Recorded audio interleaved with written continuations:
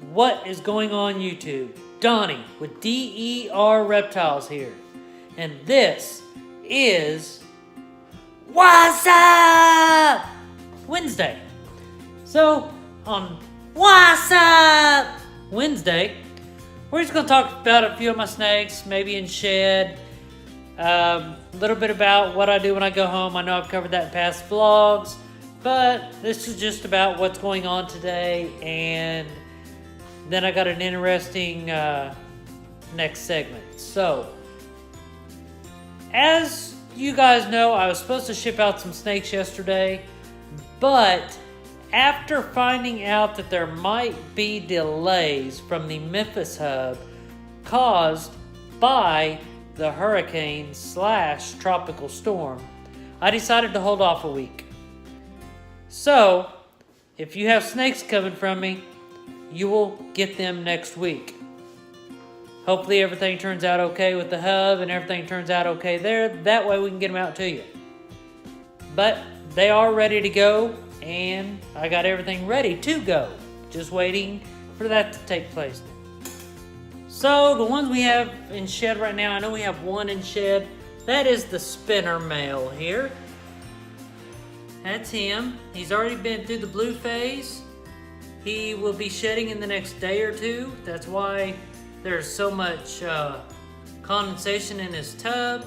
I need to get him a little bit of water. I will do that after the vlog, and we will get that going. I don't know if any of my others are in shed right now. I cleaned them all up. I didn't notice any of them in shed. But let's take a look at some females real quick. I know we go through these guys quite a bit, but you never can get too much views of a super pastel. Look at that big, beautiful snake. That is the mother to the eggs that are in the clutch that we will be cutting in a week and a half. So hopefully we get some bumblebees. This here is a big girl. She has gained a lot of weight here recently. That would be Blanche, my head albino, my smaller head albino. That would be her. Just to kind of give you an idea. There's my fist up against her. So she's pretty good size.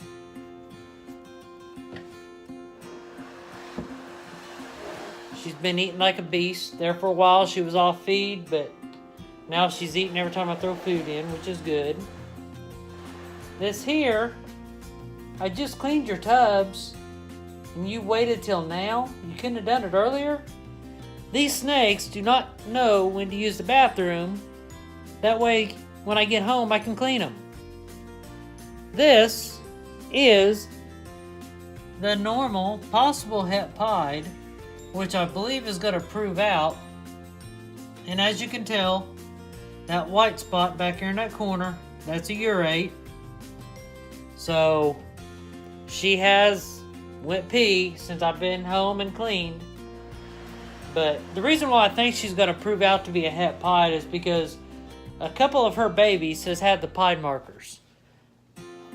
Most of them have had just a regular busy pattern on the belly, but a couple of them has had a clear belly with the pied markers on the side, the black markers. So that is a good sign. I'm going to try to prove her out probably later this year. So that's my next step with her.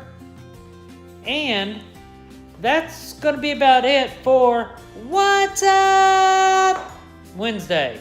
So now, let's get started on this next segment, which hopefully, I know you guys have been asking about it. Now I'm going to kind of go over it a little bit more in detail, and let's get started. Welcome to Twistem Up Thursday. So yes, it is Twistem Up Thursday. Hopefully you like me twisting around. Yes, it gets me a little bit dizzy, but I'm fine.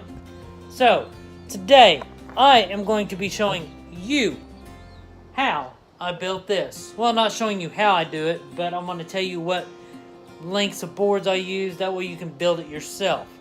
This can be done with 2x4s or 2x2s, but I use 2x4s. It's more sturdy. I like how it looks. You can hold more food this way, and this is what I did. The legs right here, you'll need 5 of them. 73 inches. Reason why you need 5 is I put one in the back as a stopper so the tubs do not go all the way through. Next, 25.5 inches, you need 12. That would be this piece here. You need 12 of them because you have 6 different tubs. Then you have 20.5 inch. That would be this width here. You'll need 12 of them because front and back, 6 different levels. Next is 8 inch. That's these centerpieces here. You can use them or you don't have to use them. I use them because that way I have an area to place all my food.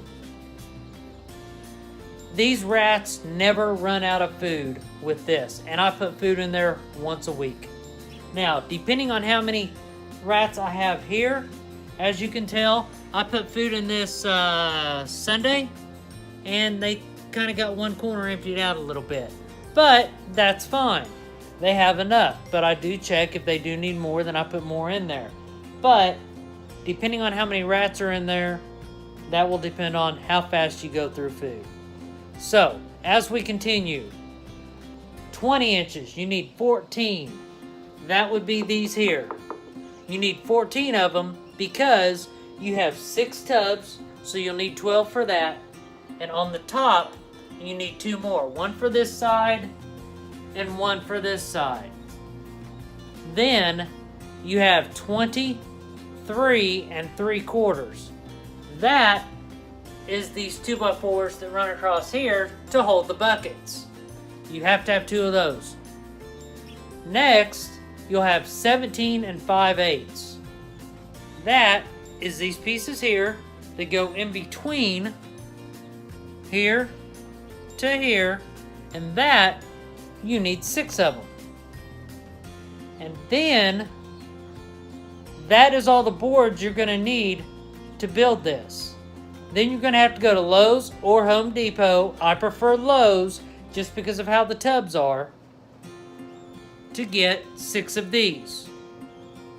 That's a 7-gallon, 27-liter tubs. Lowe's has them. The rats do not chew out of them. It works great. Home Depot tubs, my rats tend to chew out of them, so I do away with them and I go to them. The reason why they chew out of them is this hole right here. Because you can see it on this other side. They get up there and they dig at it. Putting blocks in with them does not help. Next thing you're going to need, you'll need 6 tubs. Then you're going to need 2 5-gallon buckets. Then you're going to need 1/2 inch hardware cloth. That's this stuff here. That is what keeps the rats in the tubs.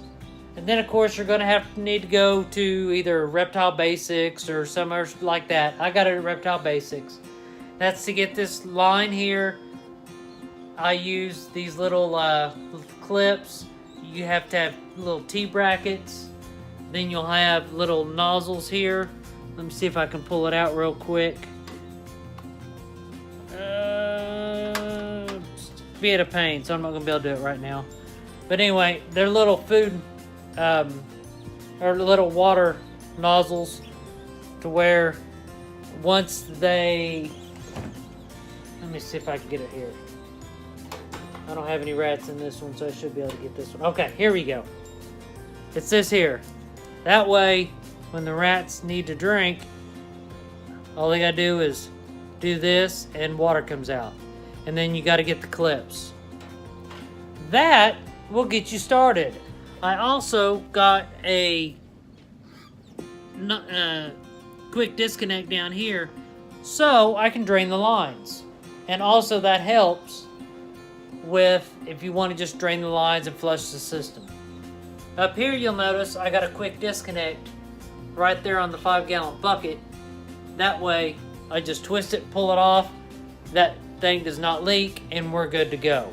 So that is how I built my rat rack. If you have any questions, in the comments below, let me know what they are.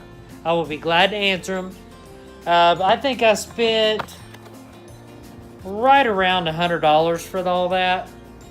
I didn't really keep track because I changed stuff as I went along. So hopefully today you learned a little bit, and hopefully in the next couple weeks I'm going to be able to get me a mouse breeding rack started and get that going.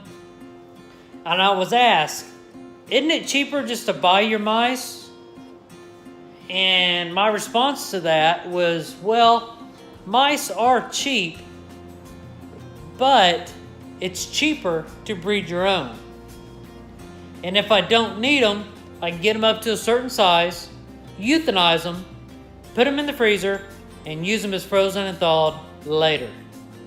And of course, as you guys know, I do euthanize my rats, and I do put them in the freezer for frozen thawed for those snakes that will not eat live. I do have one of them like that. The butterfly is like that. There is all of my rats. I euthanized about half of them, if not 3/4 of them. So, and of course I do have a euthanization chamber. It does its job. I prefer live, but if I got to do frozen thawed, I will do it.